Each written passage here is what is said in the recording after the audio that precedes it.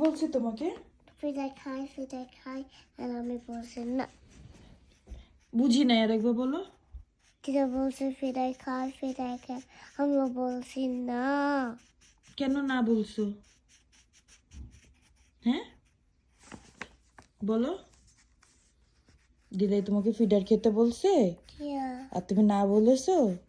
তুমি তো good baby, তুমি এখন বড় হয়ে গেছো, তাই তো তুমি না বলে দিয়েছো। আমার অপা বলছে না আর আমি বলছি না। ও আপা বলছে না, তুমিও বলেছো না?